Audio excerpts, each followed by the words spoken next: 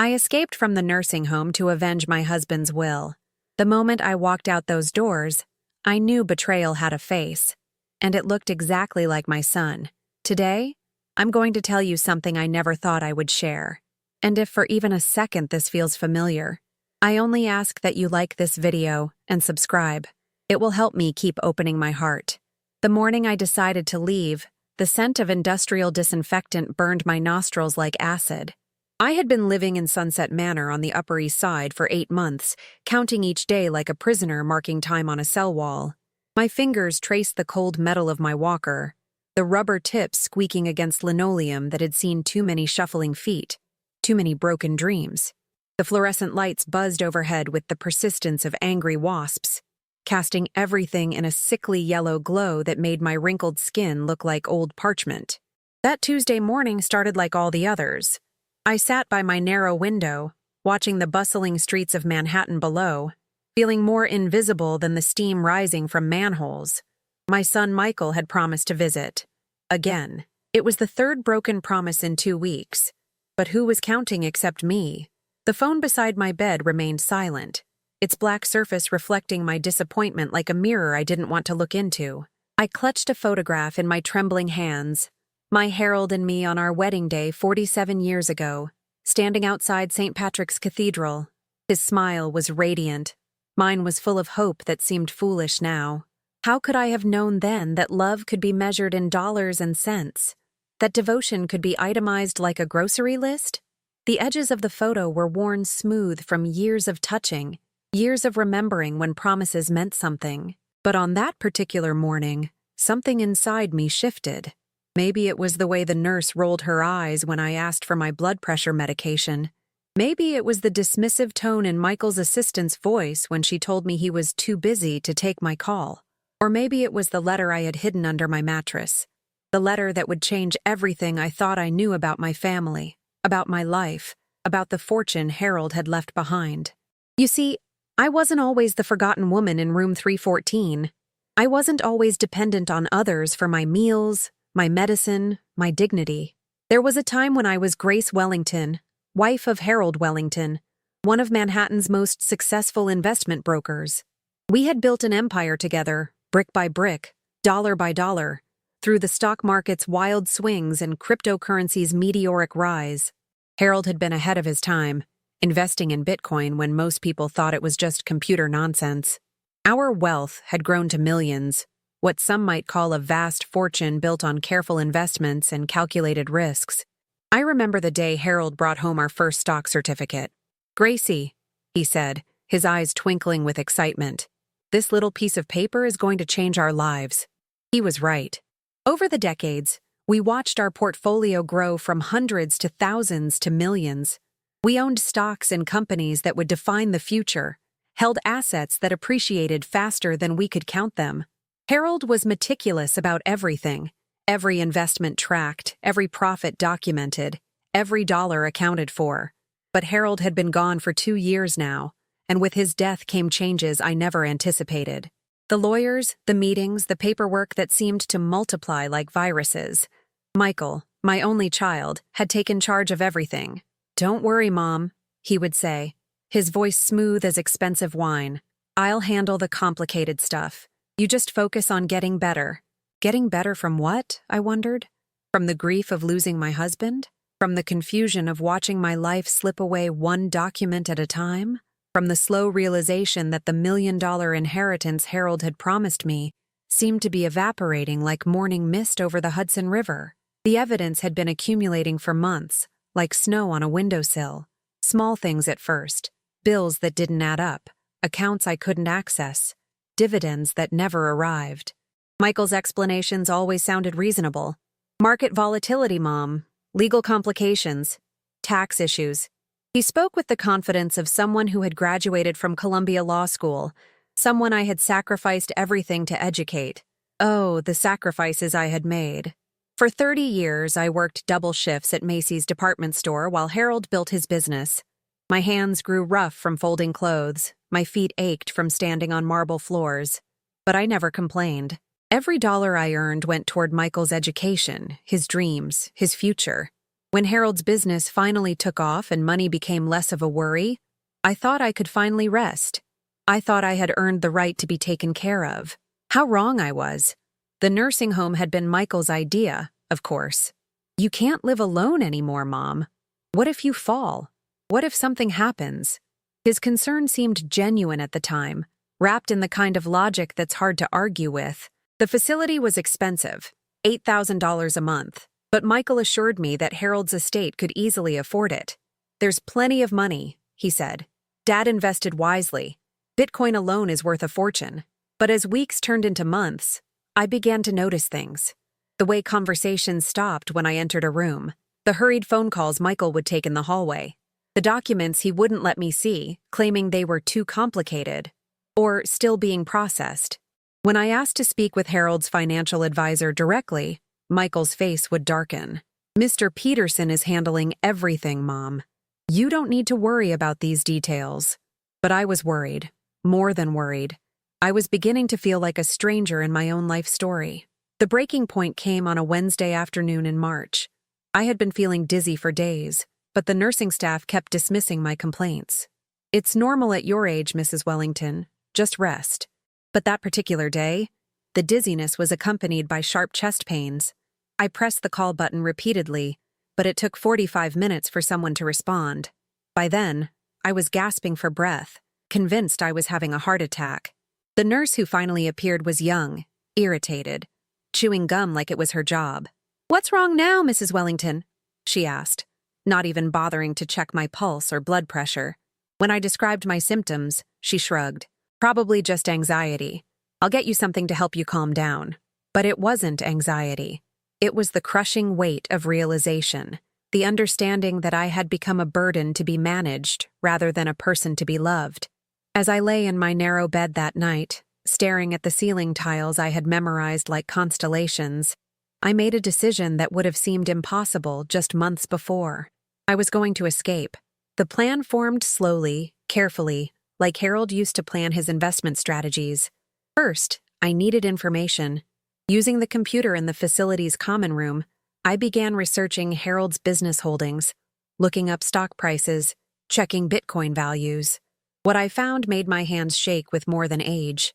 Harold's portfolio was worth more than I had imagined, nearly $10 million spread across stocks, bonds, cryptocurrency, and real estate investments.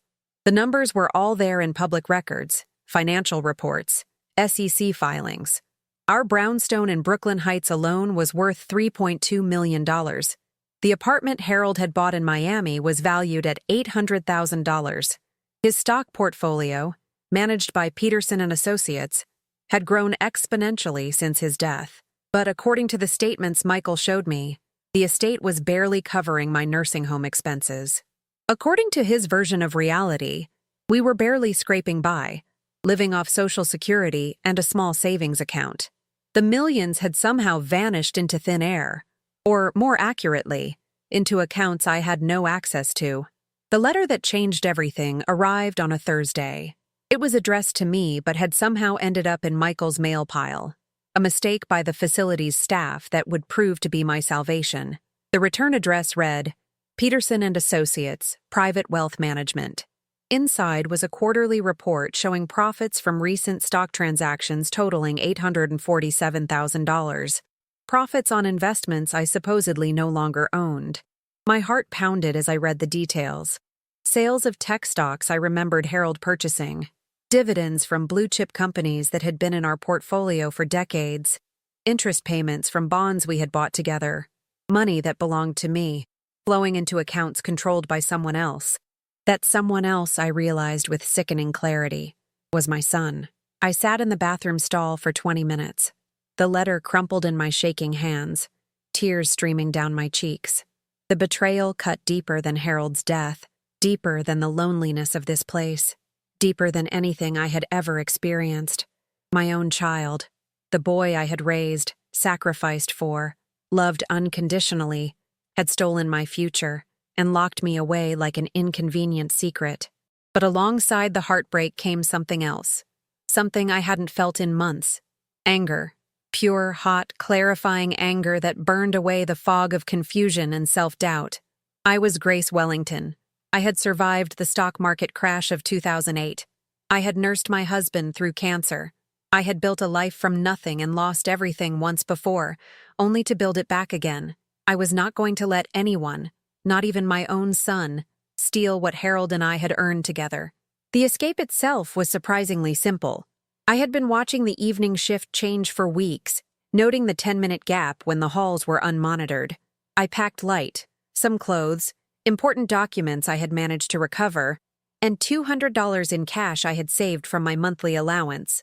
The hardest part was leaving the photograph of Harold and me, but I knew it would only weigh me down. At 9:47 p.m. on a Friday night, I walked out the front door of Sunset Manor and into the crisp Manhattan air. Nobody stopped me. Nobody even noticed. I was just another invisible old woman, shuffling down the sidewalk with her walker, disappearing into the anonymity of the city. My first stop was a 24-hour diner on 3rd Avenue, where I ordered coffee and tried to figure out my next move. The waitress, a middle-aged woman with tired eyes and a kind smile, refilled my cup without being asked. "You okay, honey?" she asked. "You look like you've been through something." I almost laughed. If only she knew. Instead, I nodded and asked to borrow her phone. My first call was to directory assistants, getting the direct number for Harold's old law firm. My second call was to Peterson and Associates, leaving a message that Grace Wellington needed to schedule an urgent meeting regarding her husband's estate. The third call was the hardest. I dialed Michael's number, my fingers trembling as I pressed each digit. He answered on the second ring. "Mom, what are you doing calling this late? Aren't you supposed to be asleep?" His voice carried that familiar note of mild irritation, as if my very existence was an inconvenience he had to manage. For a moment, I almost lost my nerve, almost apologized for bothering him, almost slipped back into the pattern of submission that had defined our relationship since Harold's death. Instead, I said 4 words that felt like stepping off a cliff. "I know what you did." The silence on the other end stretched longer than a held breath. When Michael finally spoke, his voice was different, careful, calculating.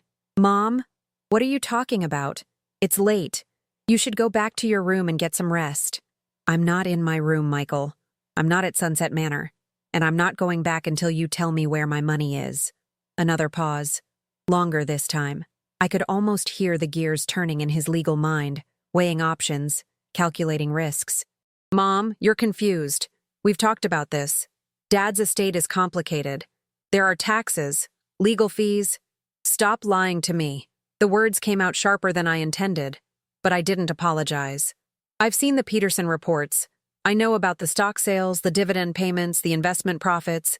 I know about the Bitcoin account that's supposedly empty but shows transactions from last week. I know about everything, Michael. The question is, what are you going to do about it?" The silence stretched so long I thought he had hung up. When he finally spoke, his voice was cold in a way I had never heard before. "Mom, I think you need to go back to the facility. You're obviously having one of your episodes.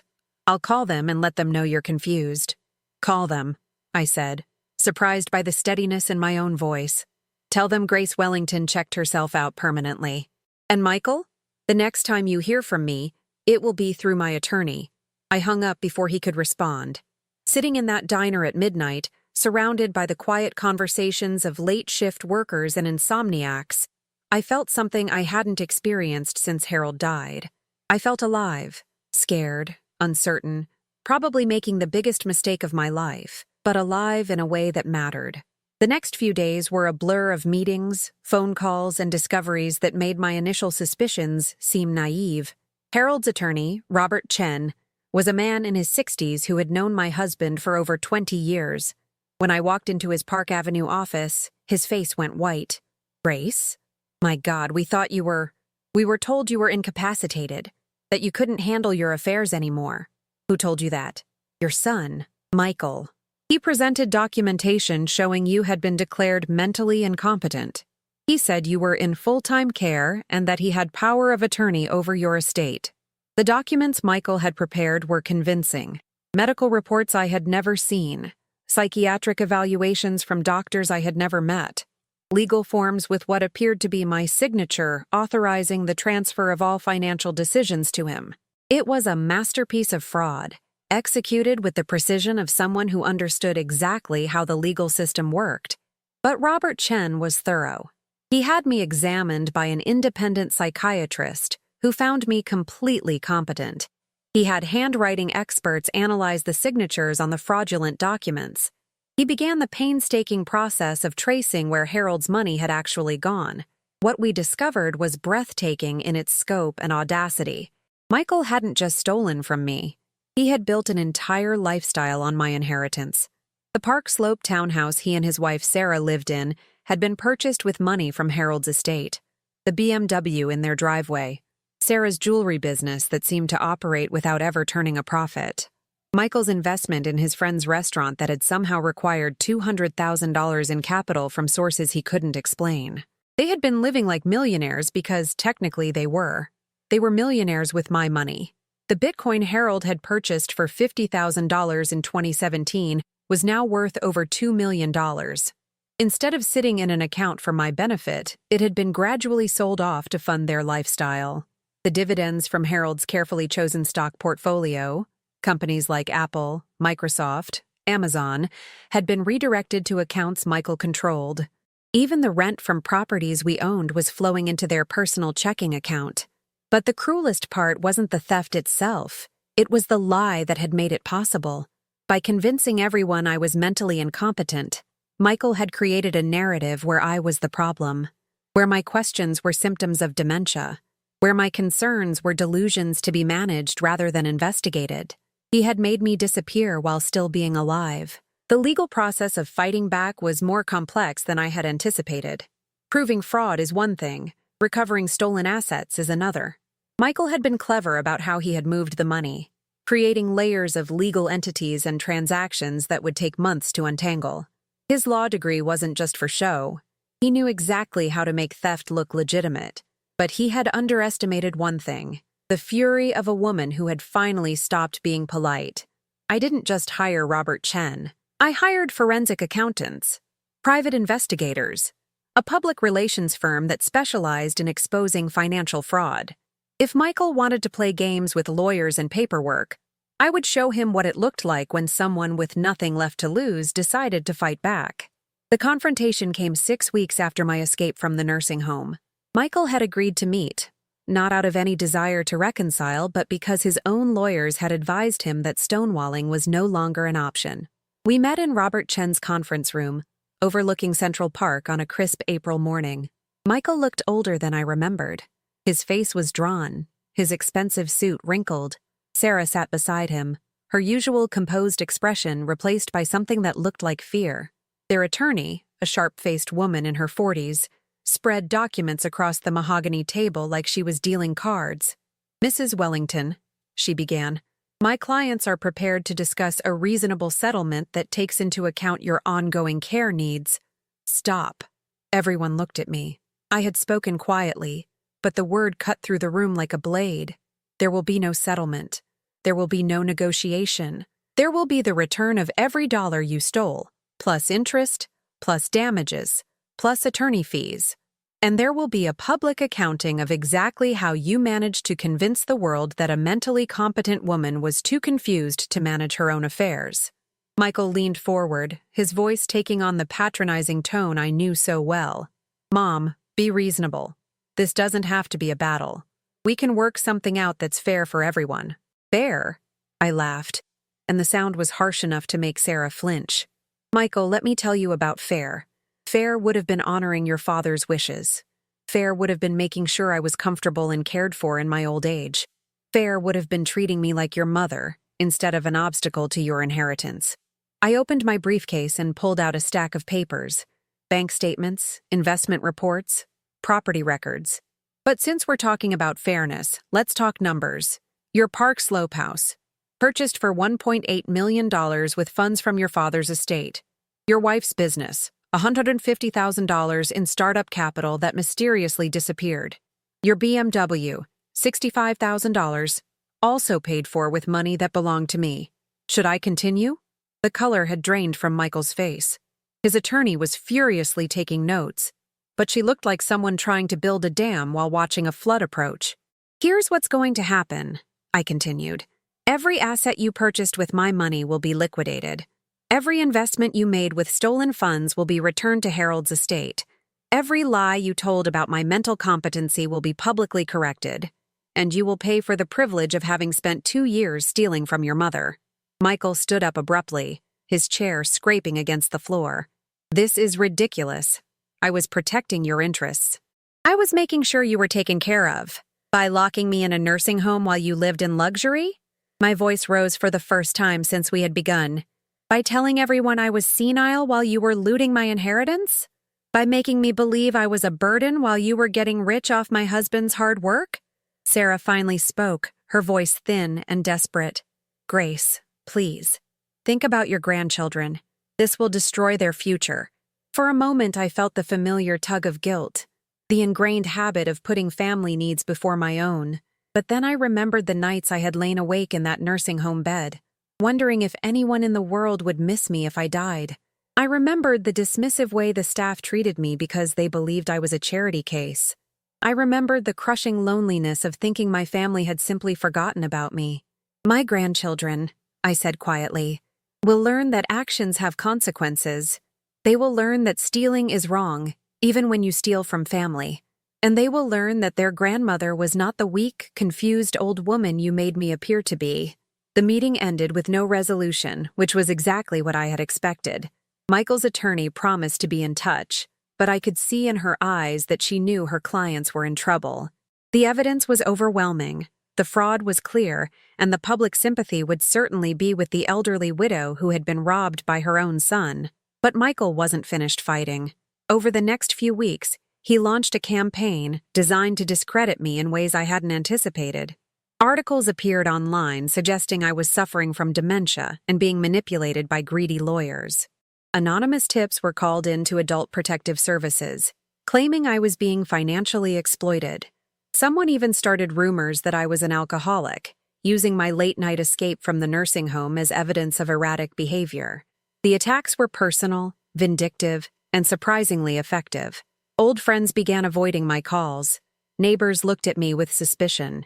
Even some of my own supporters started wondering if there might be truth to the allegations about my mental state.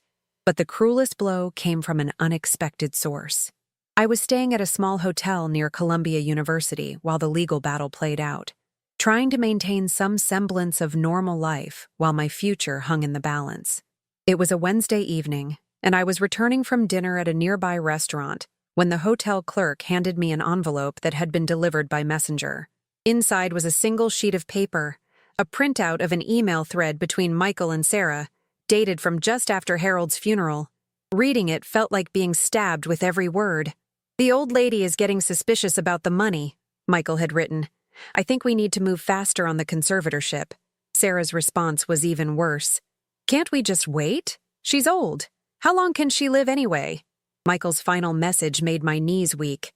"We can't risk it. She's asking too many questions about Dad's investments. If she figures out how much the Bitcoin is worth, we're screwed. The nursing home was a good start, but we need to make sure she can never challenge us legally."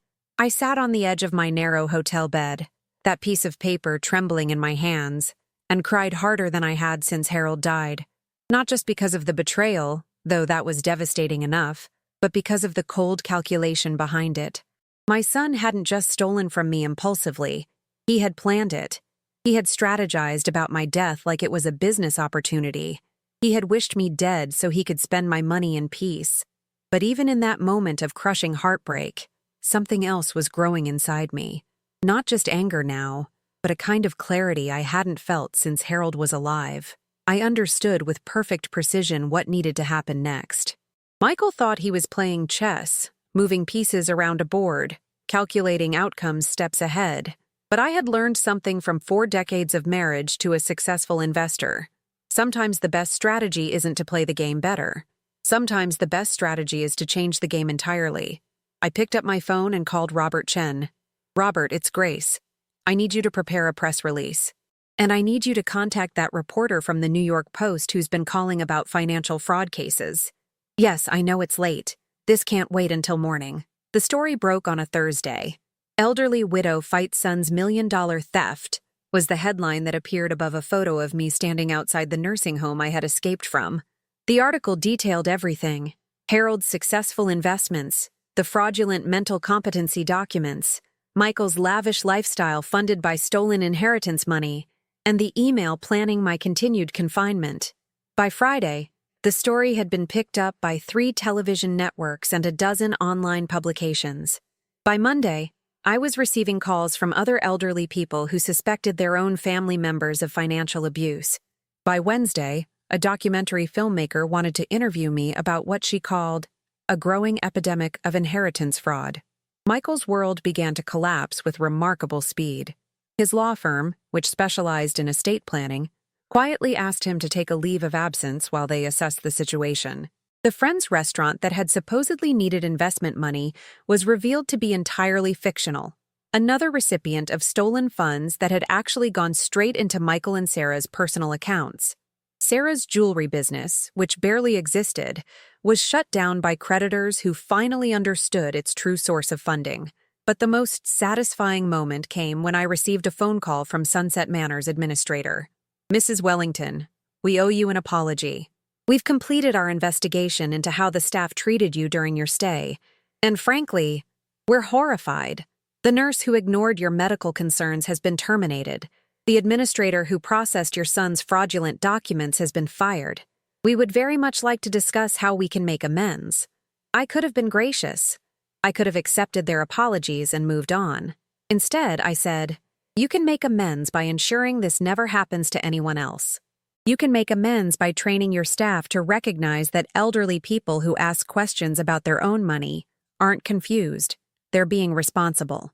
And you can make amends by publicly acknowledging that you participated in the financial abuse of a resident by accepting fraudulent documentation without proper verification." They did all 3. The legal resolution took 8 months, but it was worth the wait.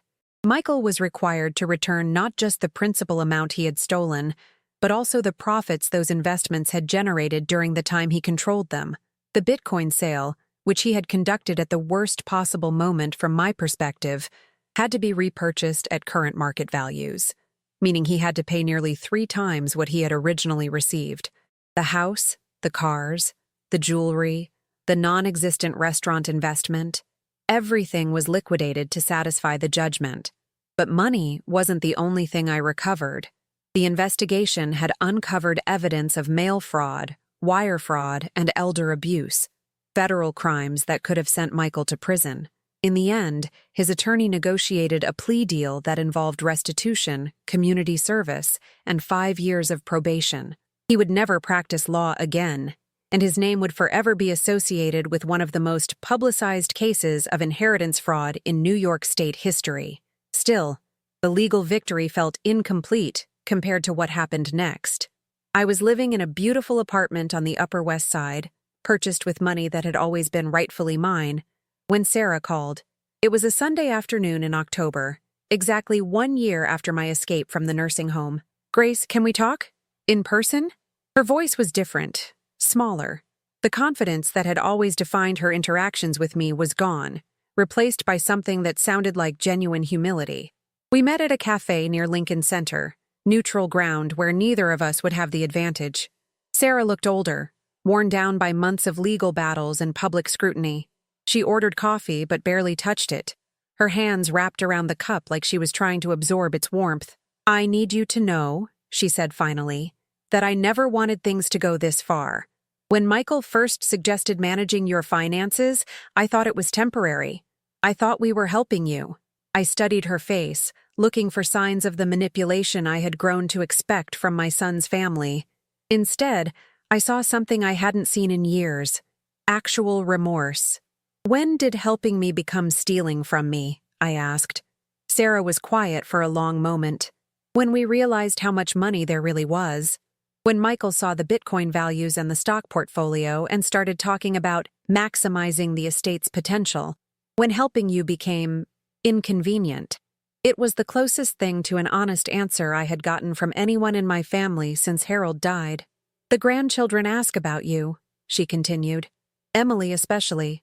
She wants to know why Grandma Grace doesn't come to birthday parties anymore."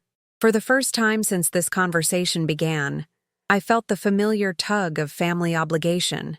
Emily was 8 years old, innocent of her parents' crimes, caught in the crossfire of adult decisions she couldn't understand. What do you tell her? The truth, mostly. That Mommy and Daddy made some bad choices and now Grandma Grace is angry with us. That sometimes families hurt each other and it takes time to heal. I thought about Emily, bright, curious, full of the kind of wonder that makes grandparents want to move mountains. I thought about birthday parties I would miss, school plays I wouldn't attend, Christmas mornings that would happen without me. I thought about the cost of justice when it comes at the expense of love. But then I thought about Harold, working late into the night to build something that would secure our future. I thought about my years of sacrifice, my decades of putting family needs ahead of my own. I thought about the nights in that nursing home bed when I believed my family had simply forgotten I existed. Sarah, I said quietly, if you want me back in Emily's life, in any of your lives, it's going to require more than apologies. It's going to require proof that you understand what you took from me wasn't just money. What do you mean? You took my dignity, my autonomy, my belief that the people I loved would protect me rather than exploit me. Money can be repaid, but trust? That's something different entirely. Sarah nodded, tears starting to form in her eyes. What would it take? To rebuild trust? I had been thinking about this question for months, ever since the legal victory that had given me back my financial security, but couldn't restore the relationships it had cost me. Time, I said. Consistency. Small actions that prove you see me as a person instead of an obstacle. And absolute transparency about everything. No more secrets, no more lies, no more decisions made for my own good without my input. It wasn't forgiveness, exactly. It was something more complicated. A willingness to consider the possibility of rebuilding what had been destroyed. Sarah seemed to understand the distinction. Michael won't like it. He's still angry about the legal consequences. He thinks you were vindictive. Michael can think whatever he wants. But if he wants a relationship with me, he's going to have to earn it the same way everyone else does.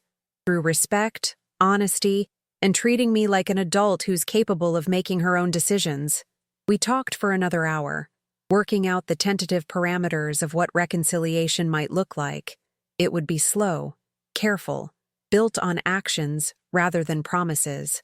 There would be boundaries, clear lines about financial discussions, medical decisions, and my right to live independently.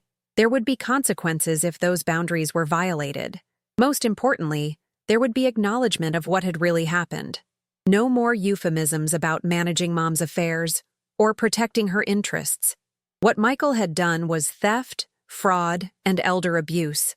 What the family had participated in was the systematic elimination of my personhood.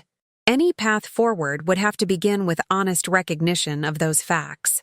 The breakthrough with Emily came 3 weeks later.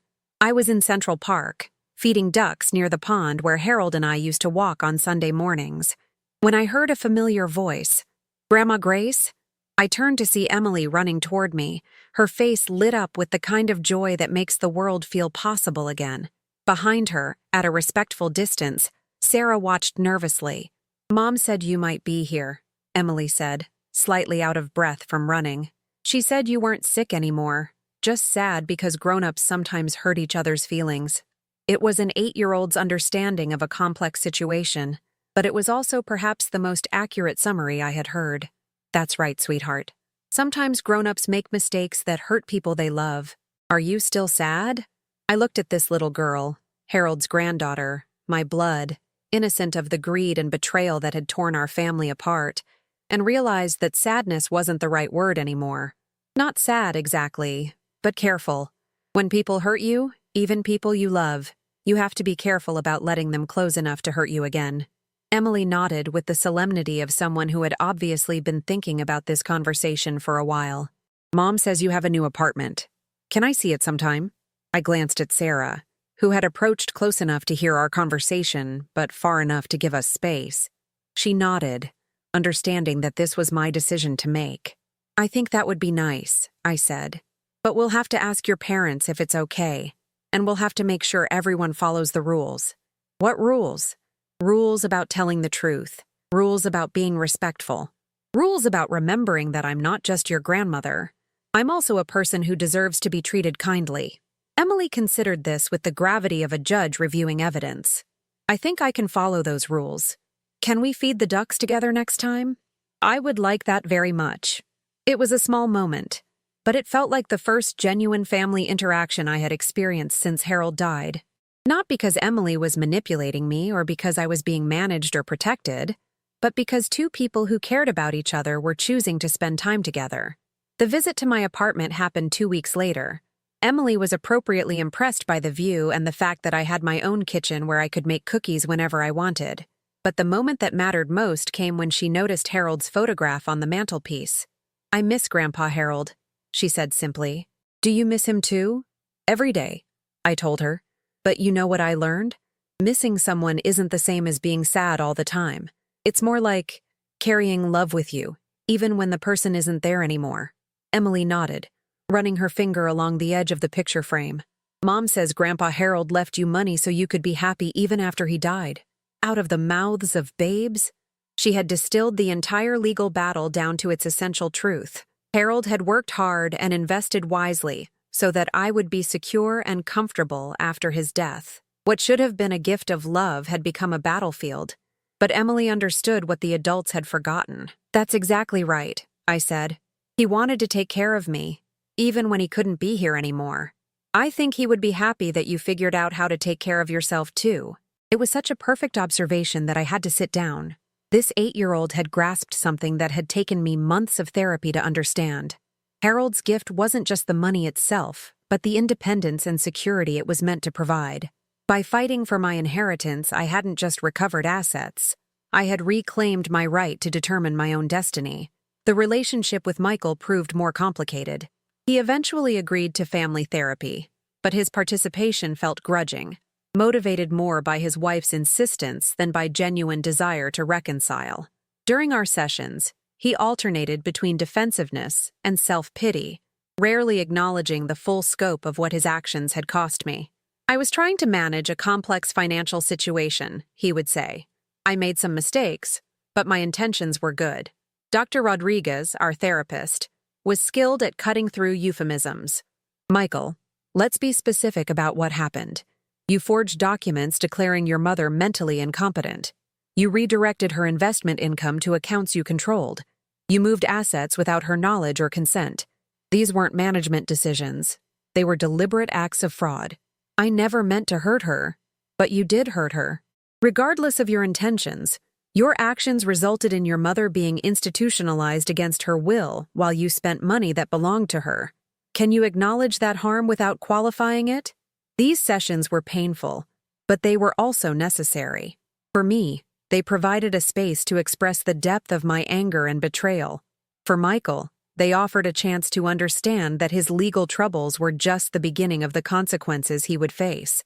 The turning point came during our 6th session, when Dr. Rodriguez asked Michael a question that stopped him cold. "What do you think your father would say about how you've treated your mother?" For the first time since our legal battle began, Michael broke down completely. The composed, articulate attorney dissolved into a sobbing man who finally seemed to grasp the magnitude of what he had done.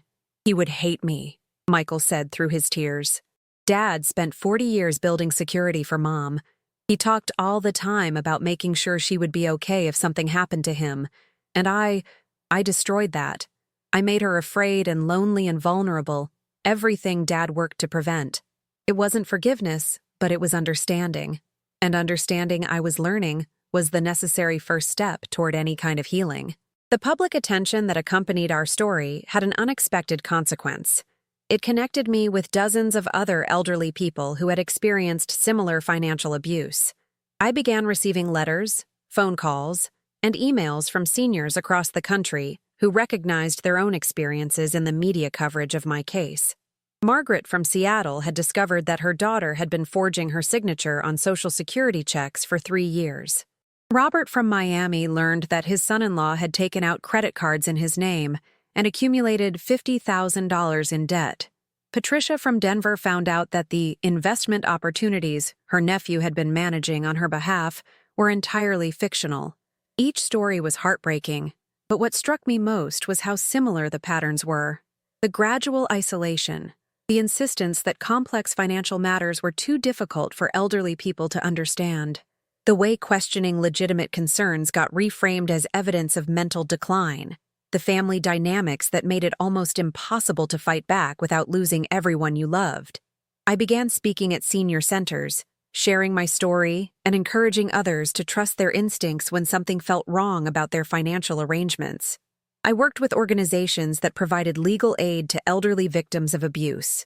I lobbied for stronger protections and clearer penalties for inheritance fraud. It became, in many ways, the most meaningful work I had ever done. Harold's money had given me the resources to fight back, but more importantly, it had given me a platform to help others who found themselves in similar situations. The first anniversary of my escape from Sunset Manor felt like a milestone worth celebrating. I organized a small dinner party in my apartment. Just a few close friends I had made during the legal battle: Robert Chen and his wife, Dr. Rodriguez, and Emily with Sarah. Michael had been invited but declined, still struggling with embarrassment about the public nature of his disgrace. As we sat around my dining room table, sharing good food and better conversation, I reflected on how much had changed in 12 months. I had recovered my financial security, yes, but more than that, I had recovered my sense of self. I was no longer the confused, helpless woman that Michael's fraud had made me appear to be. I was no longer the invisible resident of a nursing home, dismissed by staff who saw me as charity case. I was Grace Wellington, widow, survivor, advocate, grandmother. I had money in the bank and control over my own decisions. I had an apartment I loved in a city that stimulated me. I had meaningful work helping other people escape the kind of exploitation I had endured. I had a relationship with my granddaughter that was built on honesty and mutual respect. But perhaps most importantly, I had proven to myself that it's never too late to fight for your dignity. Never too late to demand better treatment. Never too late to rebuild your life on your own terms. Looking around that dinner table, I realized that the family I had fought so hard to preserve had been replaced by something different, but equally valuable. A chosen family of people who saw me clearly, supported me genuinely, and treated me with the respect I had always deserved. Emily raised her glass of apple juice in a toast. To Grandma Grace, who taught me that grown-ups can learn to be better. Dr. Rodriguez added, to the courage it takes to walk away from situations that diminish you. Robert Chen concluded, to the reminder that justice delayed isn't always justice denied. As I lifted my own glass, I thought about Harold and wished he could see how his careful investments had ultimately provided more than financial security. They had given me the means to rediscover who I was, beyond other people's expectations and limitations. To second chances, I said, and the wisdom to recognize them when they come. The legal aftermath continued for another 6 months, but it was largely administrative, liquidating assets, finalizing restitution payments, ensuring that all the fraudulent documents were properly corrected in official records. Michael fulfilled his community service requirements by working with an organization that provided financial education to seniors, a form of poetic justice that I found deeply appropriate. Sarah proved more committed to rebuilding our relationship than I had expected. She attended family therapy sessions even after Michael stopped participating. She brought Emily for visits with increasing frequency, always respecting the boundaries we had established.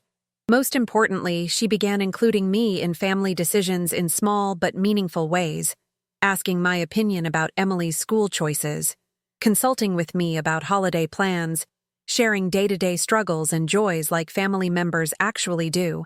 Michael remained largely absent from my life, which was his choice, and, honestly, fine with me. The legal consequences of his actions would follow him for years, but the personal consequences were ultimately his to bear. I had spent enough energy trying to maintain a relationship with someone who saw me as an obstacle rather than a person, but Emily continued to be a bright spot, a reminder of why family relationships matter when they're based on love rather than obligation. She spent Saturday afternoons at my apartment, helping me bake cookies and learning to play the card games Harold had taught me decades ago. Our conversations covered everything from school problems to philosophical questions about fairness and forgiveness. "Grandma Grace," she asked one particular Saturday, "do you forgive Daddy for taking your money?" It was the kind of question that deserved a thoughtful answer, not a platitude designed to protect her innocence. "Forgiveness is complicated," I said. "I don't hate your daddy anymore, and I hope he learned something from what happened. But forgiveness doesn't mean pretending that harmful actions didn't cause real damage, and it doesn't mean automatically trusting someone who has proven they can't be trusted." Emily considered this carefully. "So, forgiveness and trust are different things?" "Exactly. You can forgive someone for hurting you without giving them another chance to hurt you the same way." It was a lesson I wished I had understood decades earlier, but 8 years old wasn't too young to start learning it. The documentary about inheritance fraud was released 2 years after my escape from the nursing home. The filmmaker had followed several cases, but mine served as the central narrative thread. Seeing my story told objectively, with all the evidence laid out chronologically, was both validating and painful. The woman on screen who had shuffled through nursing home corridors looked helpless and confused, nothing like the person I had become. But the film's impact exceeded my expectations. It sparked legislative hearings about elder abuse, led to policy changes at nursing facilities across the country, and inspired dozens of other elderly people to come forward with their own stories of financial exploitation. I received hundreds of letters from viewers who recognized their own experiences in what they had seen. More importantly, for my own journey, the film provided a kind of closure I hadn't realized I needed. Seeing the complete narrative, from Harold's successful investments through my son's systematic theft to my eventual victory, helped me understand that what had happened wasn't a random tragedy or a personal failing on my part. It was a predictable pattern that could happen to anyone who became vulnerable to family members who valued money more than relationships. Harold would have been proud, I realized, not just of the financial recovery, but of the way I had fought back, the way I had helped other people, the way I had refused to be diminished by other people's greed and manipulation. His investment strategies had provided the foundation, but the strength to fight had come from somewhere deeper. On what would have been Harold's 75th birthday, I visited his grave for the first time since the legal battle began. The cemetery in Brooklyn overlooks the harbor, with a view that includes the bridge where we had posed for photographs decades ago.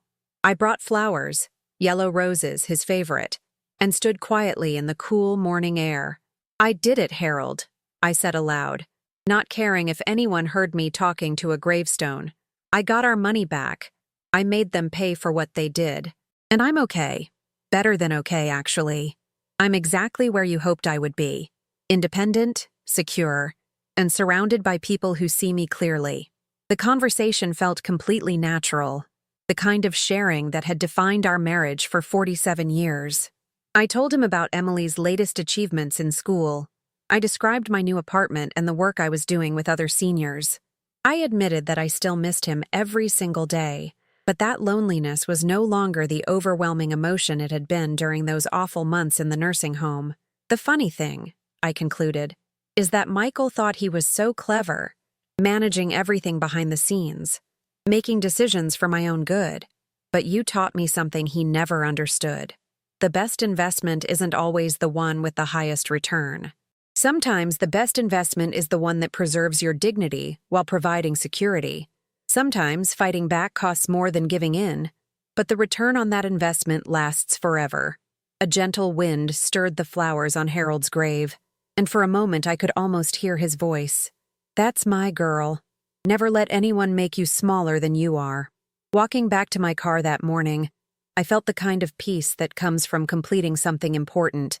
The legal battles were over. The financial exploitation had been reversed. The relationships that could be salvaged had been rebuilt on better foundations. The work of helping other elderly people protect themselves from similar abuse would continue, but it no longer felt like a mission driven by anger. It had become a calling driven by purpose. At 73 years old, I had learned something most people never discover.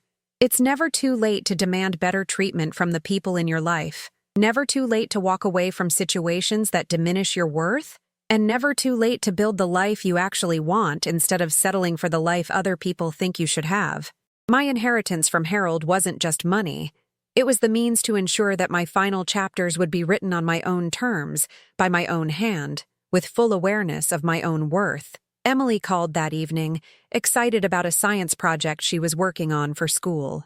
As she chattered about volcanoes and chemical reactions, I realized that this ordinary conversation with someone who loved me unconditionally was the real treasure Harold's investments had ultimately made possible.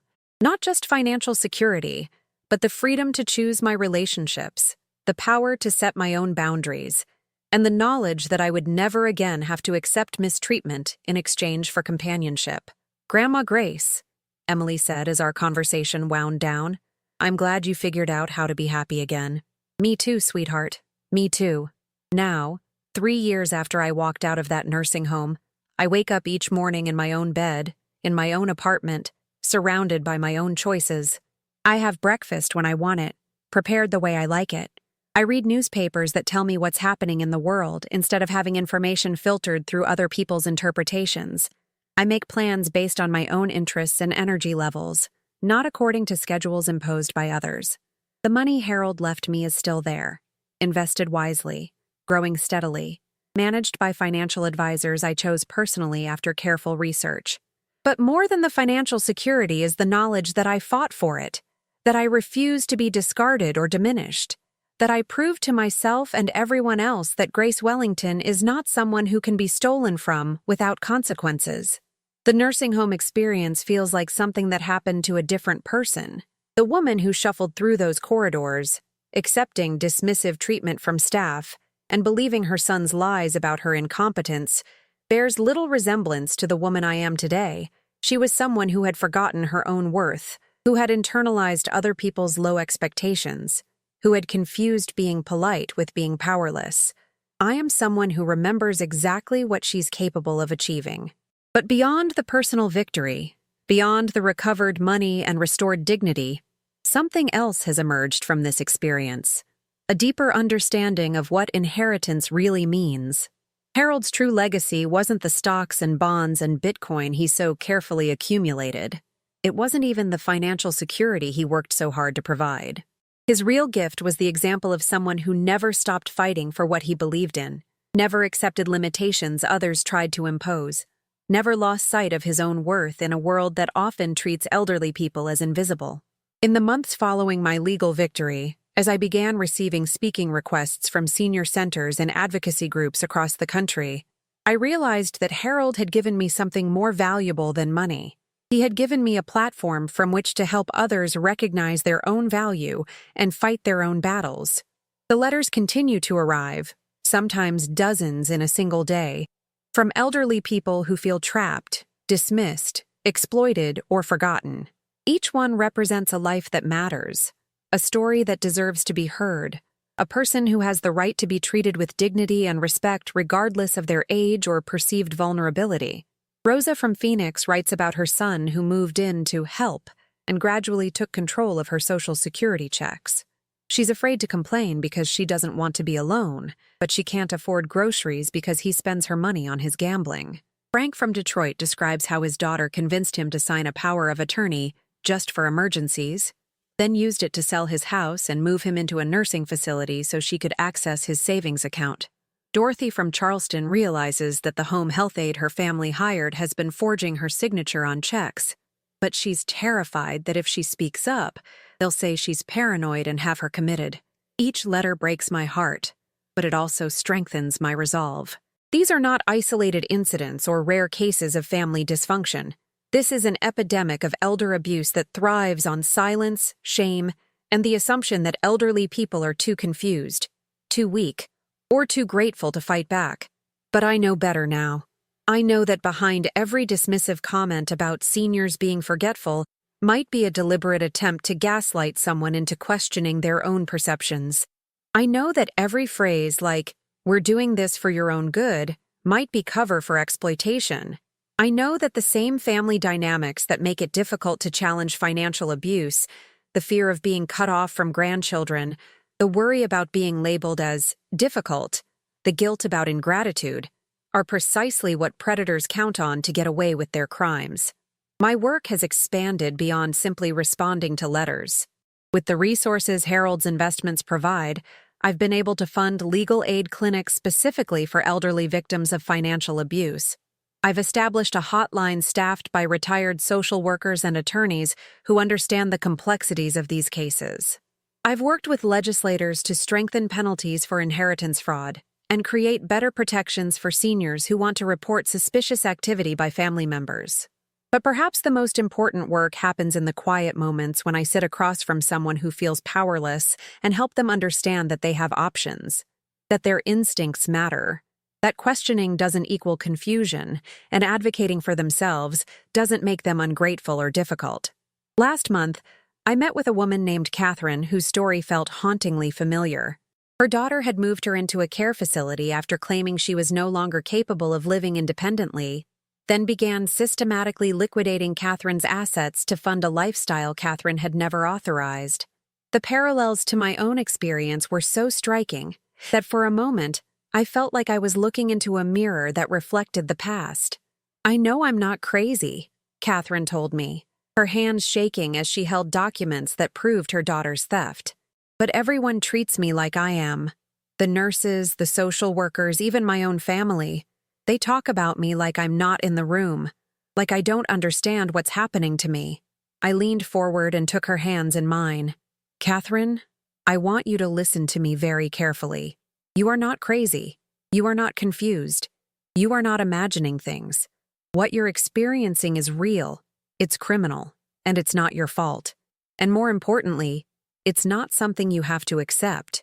The transformation that occurred in her face, from despair to hope to determination, reminded me why this work matters so much. When Harold was building his fortune, he could never have imagined that his investments would ultimately fund a movement to protect other elderly people from the kind of exploitation I experienced. But in some ways, that's exactly what has happened. The ripple effects continue to surprise me. The documentary about my case inspired a Netflix series about elder abuse that reaches millions of viewers.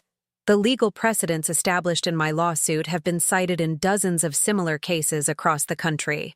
The policy changes prompted by my story have led to better training for nursing home staff, stricter oversight of power of attorney documents, and stronger penalties for those who exploit vulnerable seniors. But the most meaningful impact is often the most personal. Emily, now 11 years old, recently told me that she wants to be a lawyer when she grows up so she can help grandmothers like you fight back against people who try to steal from them. The pride in her voice when she talked about my victory, the way she understood that standing up for yourself is always the right thing to do regardless of the cost. These moments remind me that Harold's legacy extends far beyond financial investments. We're raising a generation that understands elderly people aren't burdens to be managed, but individuals with rights, dignity, and valuable perspectives. Emily will go through life knowing that age doesn't diminish worth, that questioning authority is often appropriate, and that sometimes the most loving thing you can do is refuse to enable someone's harmful behavior. The relationship with Michael has settled into a careful détente. We speak occasionally, usually around holidays or family milestones, but the easy intimacy of our former mother-son relationship is gone forever. He completed his community service and has found work as a paralegal, a significant step down from his former legal career, but appropriate given his circumstances. Sarah tells me he's in individual therapy, working through the shame and guilt that contributed to his poor decisions. I don't hate him anymore, which surprises me sometimes. The intense anger that sustained me through the legal battle has faded into something more complex. Disappointment mixed with sadness for opportunities lost, relationships damaged, trust broken. I hope he's learned from the experience. Hope he's become a better person as a result of facing consequences for his actions. But I also know that my hope for his personal growth can't override my need to protect myself from further harm. Forgiveness, I've learned, isn't a feeling you achieve once and maintain forever. It's an ongoing choice to not let someone else's harmful actions continue controlling your emotional life. I can forgive Michael for what he did to me without trusting him with my future, or pretending that our relationship can return to what it was before I understood his capacity for betrayal. Sarah, by contrast, has proven genuinely committed to rebuilding our family bonds on healthier foundations. She includes me in Emily's school events, asks my opinion about family decisions, and has become an advocate for elderly rights in her own community. Her transformation from passive accomplice to active ally demonstrates that people can change when they're willing to confront uncomfortable truths about themselves. "I was so focused on what we thought we needed," she told me recently, "that I lost sight of what was right." Michael made it easy to rationalize because he always had legal reasons for what we were doing.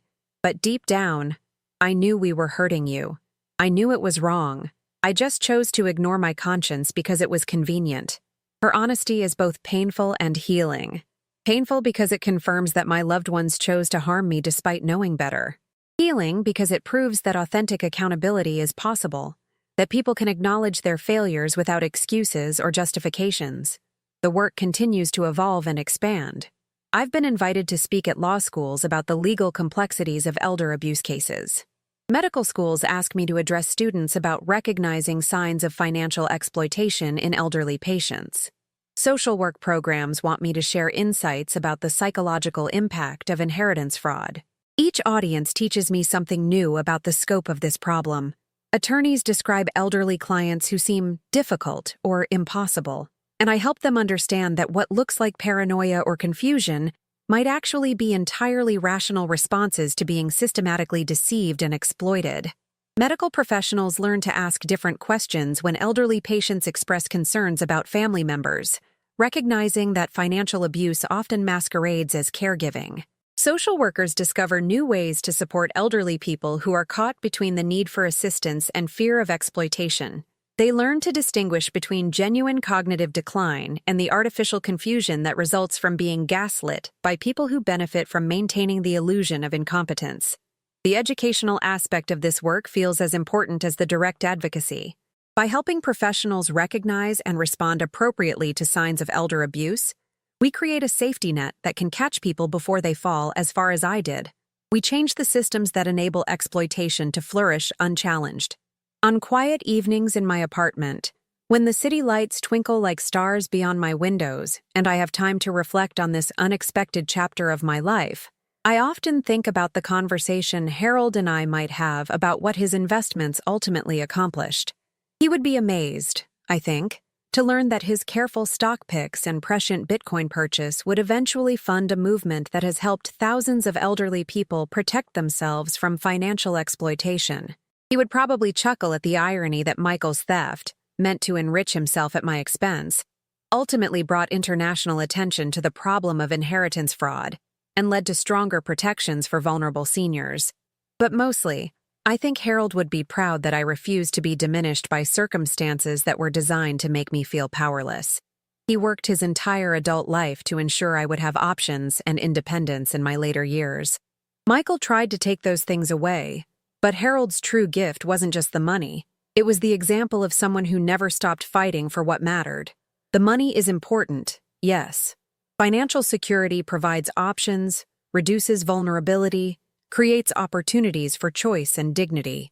But the deeper inheritance Harold left me was the knowledge that I deserve to be treated with respect, that my voice matters, that my life has value regardless of my age or perceived limitations. That inheritance can never be stolen, only temporarily forgotten. I am Grace Wellington. I am 76 years old. I escaped from the nursing home to avenge my husband's will, but what I actually did was something more profound. I escaped the narrative that elderly people should be grateful for whatever treatment they receive, that questioning decisions made for their own good is evidence of confusion rather than wisdom, that asking for dignity and respect is selfish rather than appropriate. My story is still being written, and I'm the one holding the pen. Have you ever lived or known someone who lived something like this?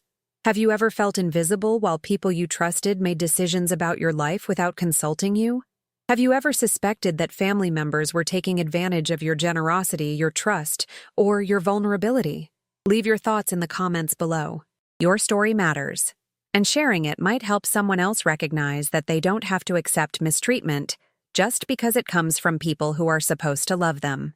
And if this story resonated with you, please like this video and subscribe to my channel.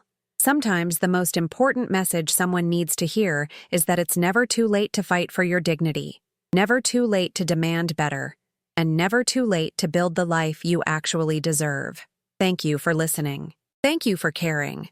And remember, you are worth more than other people's convenience, more valuable than their comfort with the status quo, and deserving of relationships based on respect rather than exploitation. Your worth is not negotiable. Never let anyone convince you otherwise.